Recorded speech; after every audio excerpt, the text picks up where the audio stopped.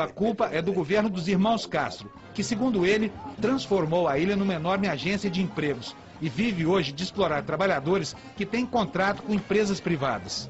Ellos son la causa primera de la pobreza y de la desesperanza de la gran mayoría de los cubanos. Em plena sociedade da informação, a ilha de Cuba, com seus 110 mil quilômetros quadrados, continua sendo um lugar jurássico em relação à tecnologia e fechado para ela. Não é por acaso. O país é governado há 53 anos pelos irmãos Castro. Nesse período, o mundo foi globalizado e as democracias ingressaram na era da interatividade. Mas, para os cubanos, o acesso à tecnologia e aos meios de comunicação foi limitado às transmissões das rádios e das TVs estatais.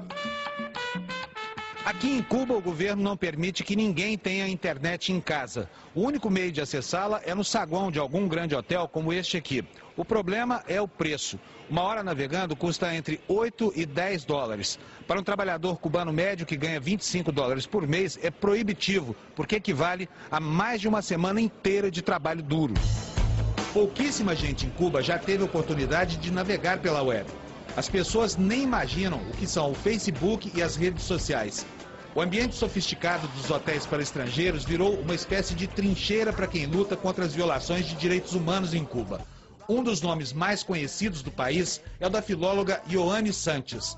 Ela criou o blog Generación Y, por onde critica o regime e denuncia atos de violência.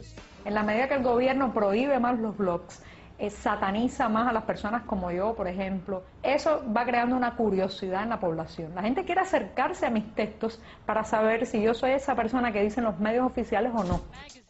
Ioane talvez seja hoje o rosto cubano mais visto no exterior. O interessante é que ninguém dentro da ilha sabe quem ela é. O mesmo acontece com o presidente da Comissão de Direitos Humanos, Elizardo Sanches. Criticar al gobierno o no aplaudir al gobierno significa que usted es convertido inmediatamente en no persona. No persona. Usted es una no persona. Yo soy una no persona. Yo no tengo derechos, ninguna possibilidade de nada. A não pessoa Ioane, no entanto, é muitíssimo conhecida do governo local, que segue de perto todos os passos da blogueira. Na semana passada, ela teve negado mais um pedido de autorização para sair do país. Iria participar de eventos culturais no Brasil. Foi a 19ª tentativa frustrada desde que iniciou a guerrilha eletrônica. A conversa com a funcionária do Serviço de Imigração, que lhe negou o visto, foi gravada por Ioane. Mire, para comunicarle que usted no ha sido autorizada a viajar, le entrego su pasaporte. Otra vez, 19 veces. 19 veces. Voy a seguir intentándolo. Inténtelo las veces que usted Y un día voy a volver a salir cuando este absurdo ya no existe. Correcto, las veces que usted quiera, Iván. O exercício da crítica pode ser perigoso para os dissidentes do regime castrista. Na ilha, o que não falta são presídios. Antes da Revolução, eram apenas 7. Agora são mais de 200, que guardam 70 mil detentos. Muitos têm histórias parecidas com a deste homem. José Daniel Ferrer Garcia é coordenador de um movimento contrário ao regime. Ele passou 8 anos e meio na cadeia por ter promovido uma pequena manifestação.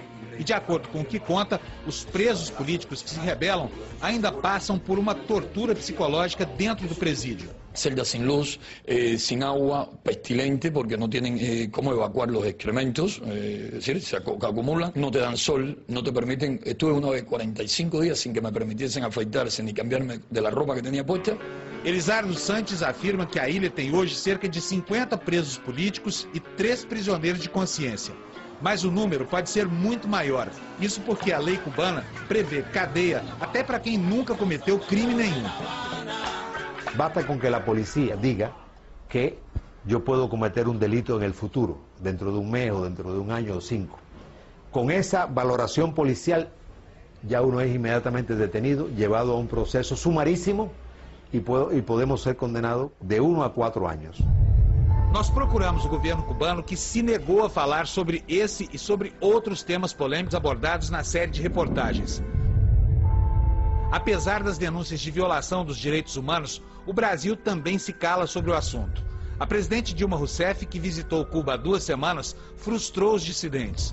Apesar da perseguição, dos riscos e do silêncio dos governantes estrangeiros, Ioane segue na guerrilha virtual contra a ditadura. Para ela, a democracia pode estar bem perto e o ponto de partida seria justamente a contradição entre o que a tecnologia oferece, a população deseja e o governo insiste em não permitir.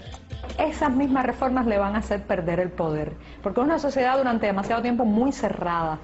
Y en la medida que la gente tenga su propia infraestructura económica, a través del trabajo por cuenta propia, a través de las remesas que vienen del extranjero, van a utilizar esa infraestructura económica como una infraestructura de libertad.